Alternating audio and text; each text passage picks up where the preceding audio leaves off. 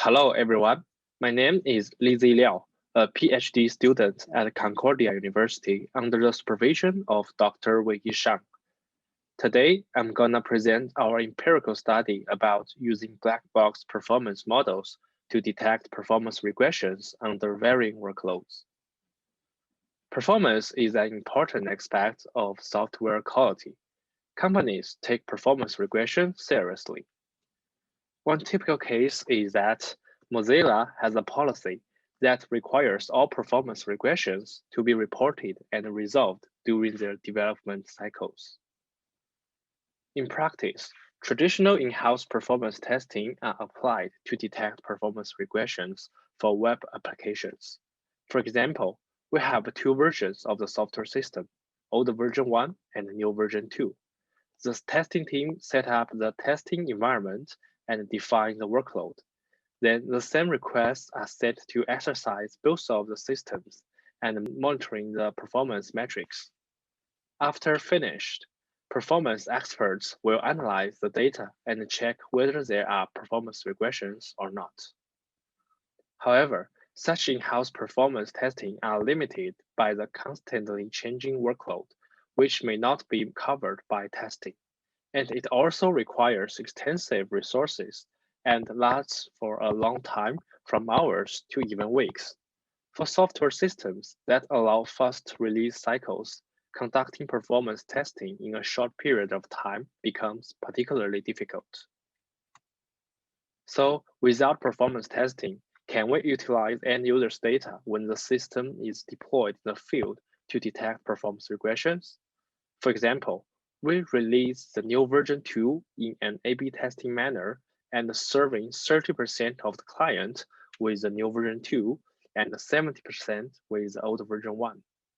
Is there a way to analyze the performance data from the field to identify performance regressions?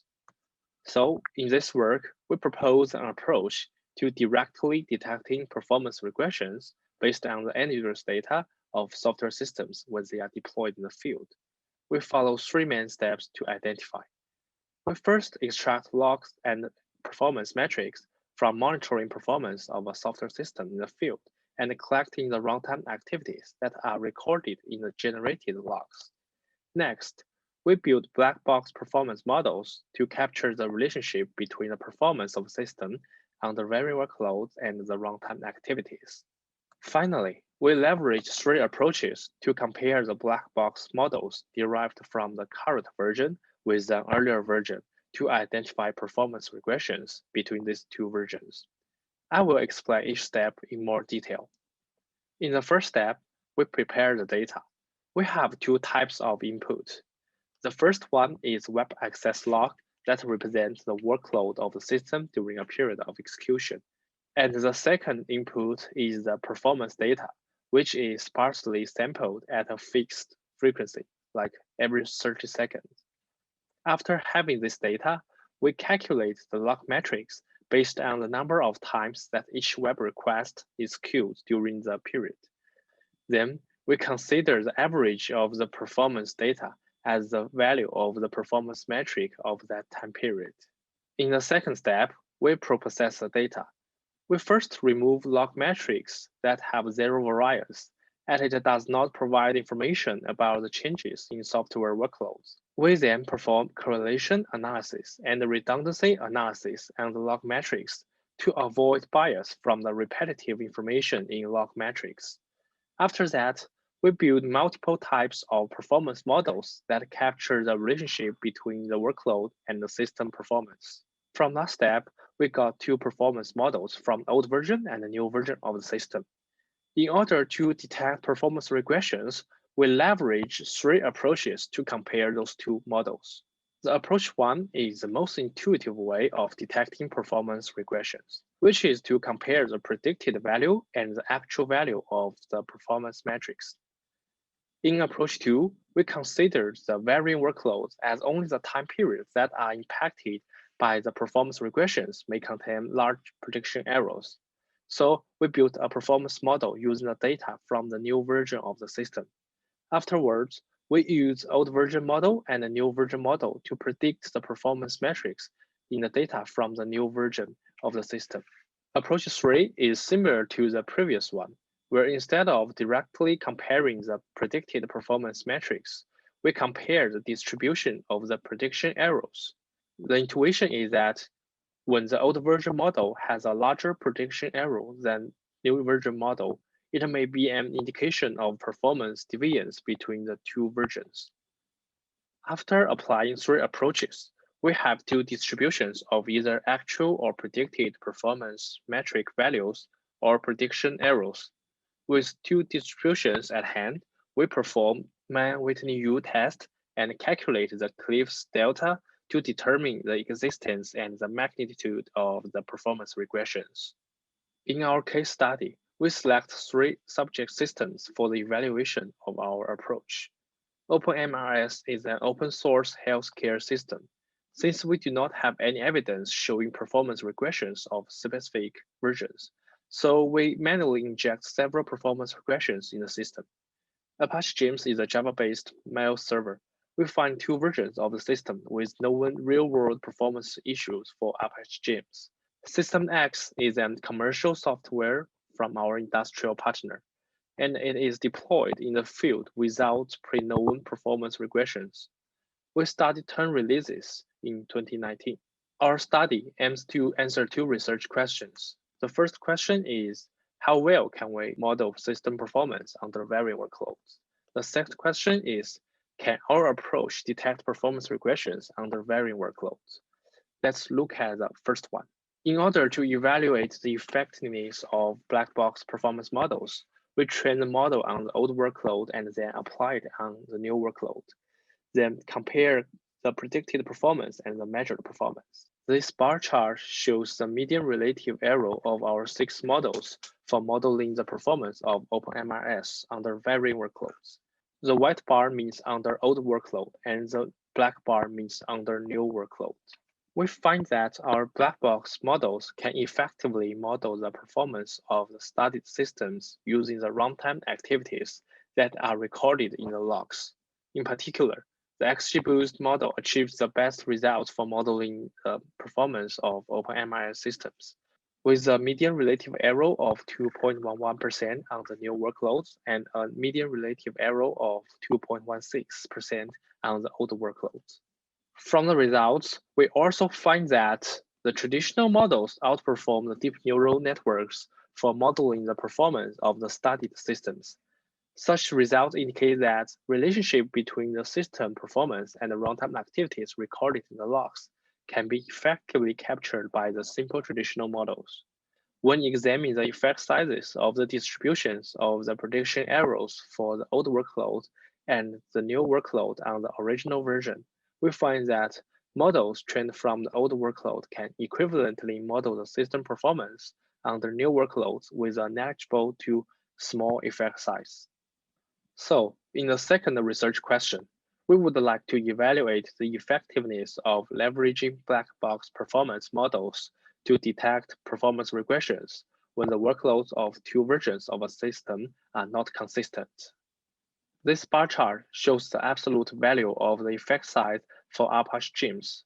We find that with all 3 approaches, when there are known performance regressions between 2 versions, the statistical analysis result always shows a significant difference between the 2 versions with medium or large effect sizes. When we compare the effect sizes with running our approaches on 2 versions without performance regressions, but under 2 different workloads, we find that the effect sizes are always much smaller than the corresponding ones with performance regressions. In summary, in order to utilize end users' data when the system is deployed in the field to detect performance regressions, we propose approaches to directly detecting performance regressions in the field by using black box models. We find that our black box performance models can effectively model the performance of the studied systems when there are known performance regressions between 2 versions, and those 2 versions are undergoing varying workloads. All our 3 approaches can effectively identify them. So that is pretty much for this presentation. Any questions are welcome, and thanks for your listening. Hello again. Welcome to the Q&A session of the second paper of this session today, using black box performance models to detect performance regressions under varying workloads. Lisi Liao is here with us to answer your questions. So we are waiting for your questions. And in the meantime, I can ask a few questions, Lisi. So let me start with which one. Okay. So what you do in your paper is, if I understand correctly, is you have certain time slots. So you divide the events into different time slots, right? And then in each time slot, you look at the number of times each event is executed. And then further, if you have multiple events in that slot, you do some kind of aggregation. Right? Because you have, for every event, you have, let's say, 10 times event A is executed, 5 times event B is executed for that particular slot. Then how do you do this aggregation? Do you just sum them up, or how do you represent all the events in that particular time slot while building the model? Okay, so thanks for the question. So let me explain how we construct the data. So for the log metrics, so we divide it into several time slots. So each time slot is 30 seconds time of period. Yes. So for each period, we calculate the appearance of each web request during that period. Yeah. So we take the appearance of logs as log metrics. And for the performance metrics, here in this paper, we mainly focus on the CPU usage. So we take the average of the CPU usage during that time period as the performance metrics. Yeah. And then you make this for for every pair of like an old version and the new version of an event, or how do you do this later? Like, what is the data that you feed into the prediction model? Like each instance, does it represent each event, or how is it represented? Okay, so in order to construct the performance model, so each web request is actually a feature. They are regarded as the input data, and the value of the feature is the number of iterations of the web request, and the dependent variable is the performance metrics. Yeah. So our black box performance model is constructed to capture the relationship between the appearance of log events and the performance metrics. Metrics. Okay. Yeah. Okay, we have one question, so I will continue with that from Paul Robinson. The presentation sounded like you are detecting performance issues only after deploying to the field. Am I not understanding something about your approach? He says, is that true, or does he misunderstand? Actually, yeah. So our approach, the main focus of our approach is, yes. A quick answer is yes. Yeah. So in order to detect the performance regression when the system is deployed in the field, so actually when the system is deployed in the field, we don't have much internal information about the system. So here we can use analytic models, which is also called as white box models. So here we just have high level information like performance metrics and execution logs. So what we do is build black box performance models to capture the relationship between these metrics. Yeah. And I will continue with another question. Okay, we have another question. So I will just Yeah. Read that one for you. So it's coming from Go Liang, sorry. What are the testing systems and various workloads used in the experiment? What are the testing systems? So as I mentioned in the presentation, here we use three systems. So two are open source systems and one is closed source systems from our industrial partner. So the two open source system is called OpenMRS and Apache James. Yeah. And And then, the varying workload, and the various workload used in experiments. So in order to construct the varying workloads, we apply two steps. The first one, I'd like to clarify that here we use a JMeter load driver to simulate the web requests sent from the users. So in order to construct the varying workload, we we'll apply two steps. The first step is we use random controller and adding random gaps between each request to make the workload varying. And the second step, we have designed in total of 5 workloads.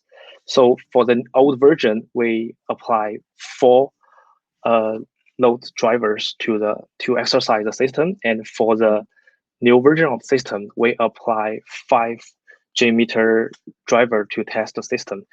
This is to ensure that the old version of system and new version of system, and they have a different workload, which is similar to the real world situation.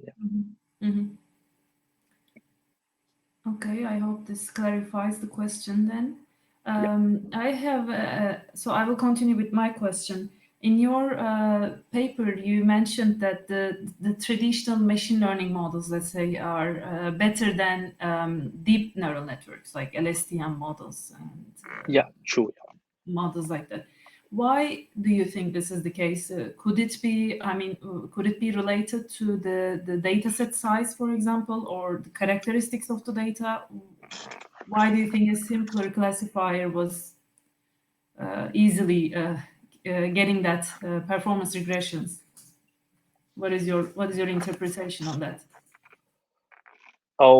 For these questions, we have also make a discussion about it. So first of all, I think the traditional machine learning techniques, they are more robust, and the performance data has too much noises, which is not suitable for building models with deep neural networks. Okay.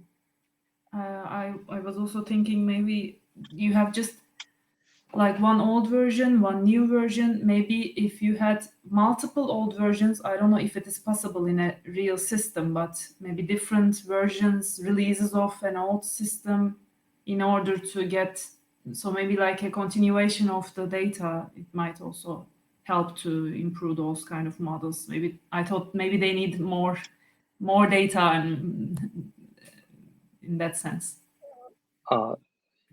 Okay. You mean update the model?